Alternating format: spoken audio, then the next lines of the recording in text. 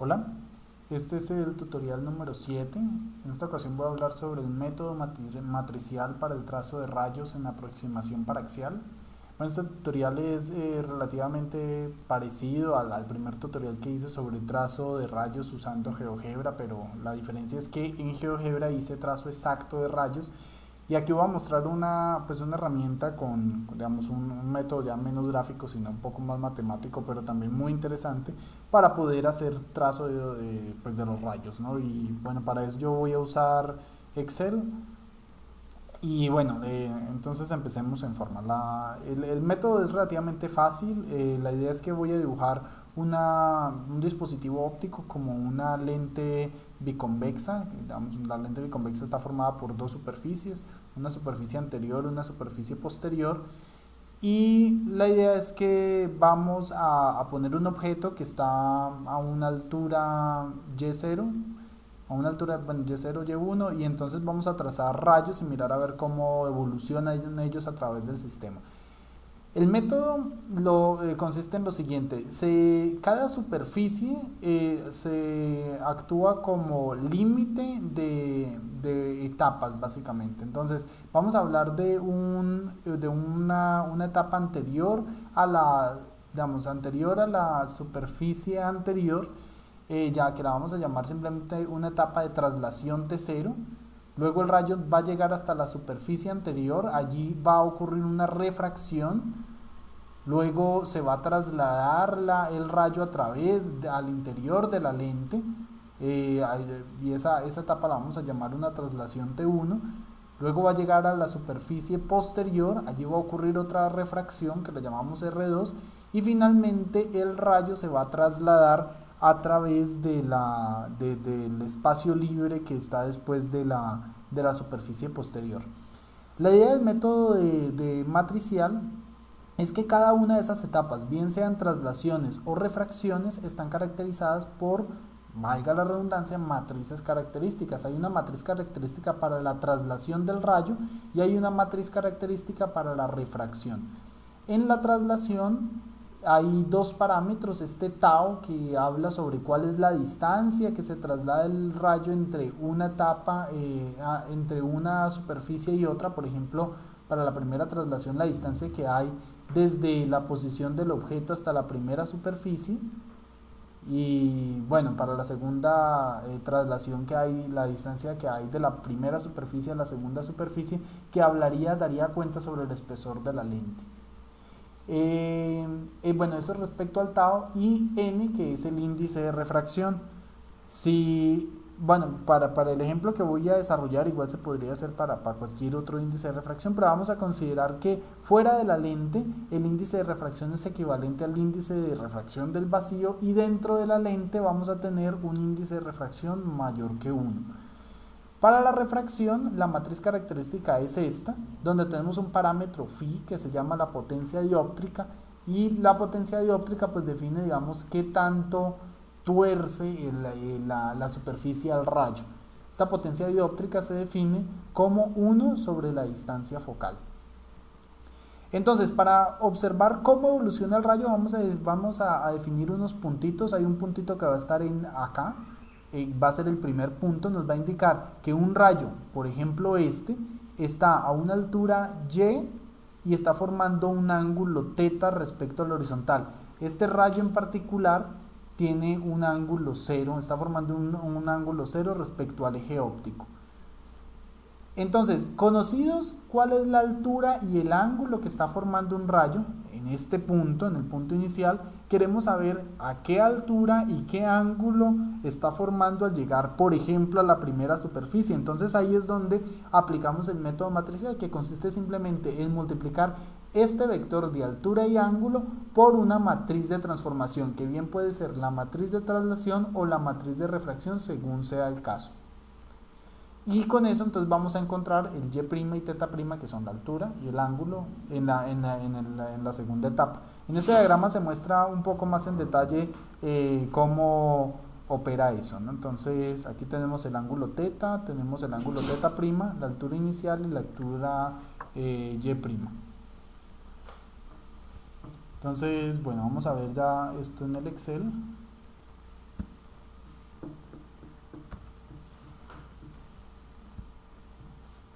Y bueno, en el Excel lo que tengo es lo siguiente. Entonces bueno, dijimos que vamos a tener varios pasos. El primer paso es una traslación, que la vamos a llamar simplemente una traslación T0. Luego dijimos que llega a la superficie, llega el rayo a la superficie, a la primera superficie refractora, se la vamos a llamar el paso R1. Luego el rayo se va a trasladar dentro de la lente, a ese lo llamamos T1. Luego va a haber una refracción en la segunda superficie. Luego tenemos una última traslación que va a ser después de la segunda, de la superficie posterior, que la vamos a llamar simplemente T3. Bien, en esta simulación entonces tengo unos parámetros, son tal cual como indiqué al principio. Tenemos cada superficie refractora se caracteriza por una distancia focal f. Vamos a decir, por ejemplo, que la primera superficie tiene una distancia focal de 10 centímetros y que la segunda, para efectos prácticos, pues va a tener, digamos, también la misma distancia focal. Igual estos valores los vamos a poder cambiar al final. Conocidas cuáles son las distancias focales de cada superficie, conocida la distancia focal, pues se puede calcular su potencia dióptrica simplemente como 1 sobre la distancia focal, de forma similar para la otra superficie. Ok. En la traslación, como en el espacio libre, o sea, fuera de la superficie límite, los rayos no se curvan, entonces no tienen potencias dióptricas asociadas, por tanto estos datos no los vamos a usar. Y si no tiene potencia dióptrica, entonces tampoco ha de tener una distancia focal asociada. Entonces estos campos simplemente los voy a dejar en vacío, pongo 2 guiones para que no pongamos de pronto allí otra cosa. Ok. De forma similar, en una traslación está caracterizada por un índice de refracción. Dijimos que antes de la primera superficie el índice de refracción iba a ser el equivalente al del vacío. Dentro de la lente, vamos a suponer, por ejemplo, que es una lente hecha con un vidrio que tiene un índice de refracción, por ejemplo, de 1.5, y fuera de la lente, ya en la zona después de la superficie posterior, vamos a decir que nuevamente se propaga en un medio con índice de refracción equivalente al del vacío. En las refracciones, nuevamente, como las refracciones están dadas es por la superficie, únicamente por la interfaz que separa los dos medios, pues en esa interfaz es tan delgada que simplemente no tiene un índice de refracción asociado. Entonces esos campos los vamos a dejar de nuevo vacíos. Ok. Estos términos Z y Z acumulado nos van a indicar cuál es la posición horizontal en la que se encuentra cada punto del rayo. Entonces vamos a decir que el objeto inicialmente se encuentra a una distancia, si la primera superficie, si el vértice de la primera superficie está en el origen de coordenadas, entonces vamos a decir que el objeto se encuentra a una distancia, por ejemplo, de menos 10 centímetros de la primera superficie. Y aquí decimos que la primera superficie refractora, la superficie anterior, pues va a estar a una distancia de 0. En realidad este término Z habla es de cuál es la distancia que hay entre punto y punto del sistema que estamos graficando. Permítanme un momento, vuelvo y lo dibujo acá. Por ejemplo, esos 10 centímetros que puse es la distancia que hay desde el objeto hasta la primera superficie. La segunda superficie no tiene un espesor neto, entonces por eso le asigné un valor de Z igual a 0. Luego, dentro de la lente vamos a decir que tiene un espesor, un grosor de 1 centímetro. Entonces, dentro de la lente vamos a decir que se traslada a 1 centímetro. Nuevamente, en la segunda superficie no hay una traslación, simplemente cambia de dirección. Y luego vamos a observar cuál es el rayo a una distancia, por ejemplo, también de 10 centímetros. En el Z acumulado, lo que vamos a obtener simplemente es cómo es la evolución. La idea es que cuando yo al final quiero hacer aquí un gráfico de donde en el eje vertical tenemos la altura del rayo y en el eje horizontal tenemos cada una de las posiciones. Entonces por eso uso el término z acumulado, y el z acumulado pues simplemente va a ser igual al después del 0, en realidad para que quede lo mejor dibujado posible, pues simplemente va a ser igual al z anterior más el grosor del espacio pues en el que se está propagando el rayo. Entonces, bueno, copiamos esta formulita, ahí tenemos este serían nuestros zetas, ¿no? para el rayo. Ahorita viene la parte más interesante, y es hacer el cálculo de cómo evoluciona el rayo, ¿no? en la superficie, de cómo evoluciona el rayo en el sistema óptico que estamos graficando. Entonces para eso, aquí la idea es que estas 4 filas que están acá van a hacer referencia a estos 4 elementos, bien sea de la matriz de traslación o la matriz de refracción. Y los he organizado de forma horizontal porque queda más fácil para hacer los productos matriciales aquí en Excel. Obviamente, digamos, si esto se hace en MATLAB, quizás, puede tener otra forma, pero para efectos de lo que quiero mostrar aquí van a ver cómo es de sencillo. Entonces, término A, la forma de la matriz es esta, tenemos una matriz A, B, C, D. Entonces, para el primer paso, que es una traslación, el término A, según la matriz de característica, vale 1. El término B es igual simplemente a la distancia, la distancia que se traslada el rayo, pero como es una distancia, lo vamos a poner en valor absoluto. Entonces, la distancia que se traslada el rayo dividido entre el índice de refracción del medio. Siguiendo esta notación matricial, el término C valdría 0 y el término D pues simplemente vale 1. Esta matriz de traslación es la misma, tiene la misma forma para otras traslaciones, para esta traslación de acá. Entonces pego simplemente la fórmula y también pego para la otra traslación. Y ahí tenemos las matrices características para estas traslaciones. Noten cómo dentro de la lente pues la matriz ya tiene otra forma porque tiene otro índice de refracción. Eso era completamente esperado. Para la refracción procedemos de la misma forma. Entonces vamos a aplicar esta matriz la matriz de refracción. Siguiendo esta notación, entonces el término A vale 1, el término B vale 0, el término C vale menos la potencia dióptrica y el término D vale 1. Y ahí tenemos nuestra matriz característica para la primera refracción. Si copiamos este término y lo pegamos, si copiamos esta matriz, pues que está en forma de vector, pero es una matriz, y lo pegamos acá, pues vamos a obtener cómo es la matriz de refracción para el segundo término. Naturalmente, si le ponemos otra potencia dióptrica, por ejemplo 20, entonces pues la matriz va a cambiar como debemos esperar. Eso es, digamos, parte de lo más interesante de esto que quiero mostrar. Y aquí viene lo más interesante y lo más sencillo, y es de que pues si queremos mirar cómo evoluciona el rayo, pues lo único que debemos hacer es hacer multiplicación de matrices. Entonces vamos a definir en estos vectores, vamos a ponerle aquí verde, amarillo está bien también. Voy a resaltar estos dos términos. Este nos va a indicar para el primer rayo, voy a hacer ahora solamente gráfico de un rayo, cuál es la altura de la que parte el rayo. Entonces digamos que el rayo parte de una altura de 1 centímetro, por ejemplo, y que si tenemos un rayo, si quiero graficar un rayo que es paralelo al eje óptico, entonces se va a formar un ángulo de 0 grados respecto a la horizontal. Entonces en este punto estamos acá, exactamente donde está el objeto. Entonces, y lo que quiero graficar es este rayito. Es un rayo que tiene una altura de 1 centímetro y está formando un ángulo 0 respecto a la horizontal. Entonces, para calcular la altura después de trasladarse,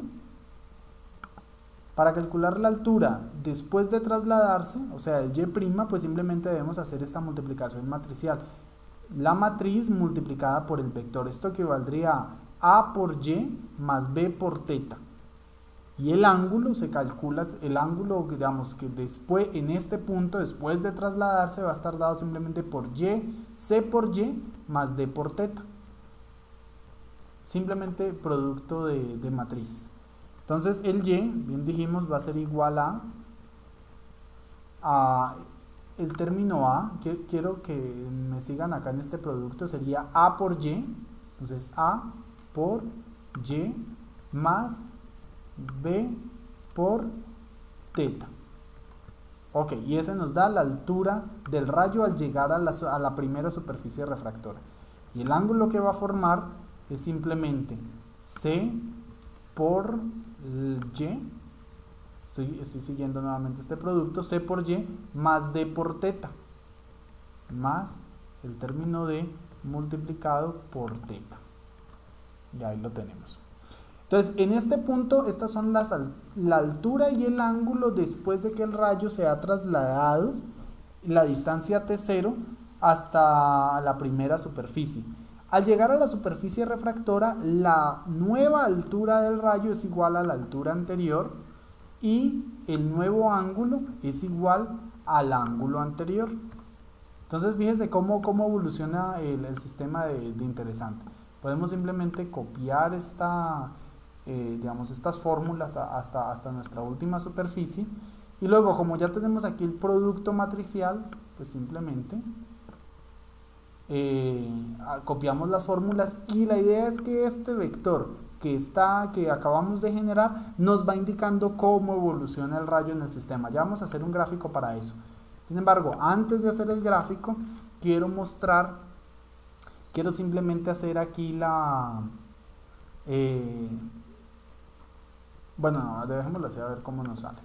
Vamos a hacer el gráfico. Entonces, la idea es que, bueno, podemos seleccionar simplemente estas alturas. No, hagamos el gráfico por acá aparte. Le decimos insertar, gráfico de, bueno, este gusta mucho, ¿no? Porque como vamos a hacer gráfico de rayos ópticos, entonces, pues este gráfico es más interesante en este caso que el de dispersión. Decimos un gráfico. Ok, lo dejamos acá un poco más pequeño. Vamos a ver cómo evoluciona el sistema. Y bueno, un poco más grande, tampoco tan pequeño. Y le ponemos, vamos a seleccionar los datos. Entonces la idea es que en los datos la componente horizontal, los ejes X, pues simplemente van a ser los Z acumulados que ya habíamos dibujado. Y los términos Y pues van a ser las alturas de los rayos que acabamos de calcular por el método de matrices. Si hacemos esto y oprimimos OK, ahí está. Este es nuestro, vamos a hacerlo un poco mejor, borremos esto. Y bueno, a mí estas rayas no me convencen de a mucho tampoco, pero entonces ahí lo tenemos. Si se observa, vamos a ampliar esto un poco más. Si se observa en detalle, lo que tenemos aquí es el trazo de rayos para la lente. Fíjense cómo definimos.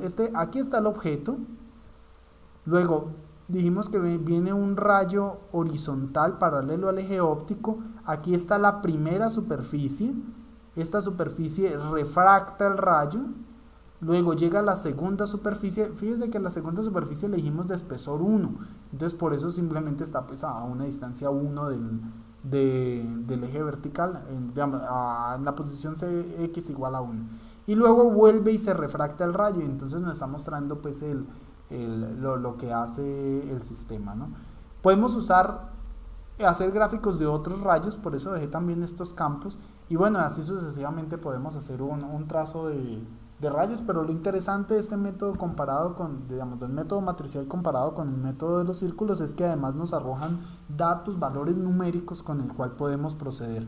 Entonces yo he jugado con esto un poco, y bueno, he hecho cosas, digamos, como esta, ¿no? Son sistemas ópticos sencillos que invito a todo aquel que esté interesado a que lo reproduzca. Igual está disponible en la página web.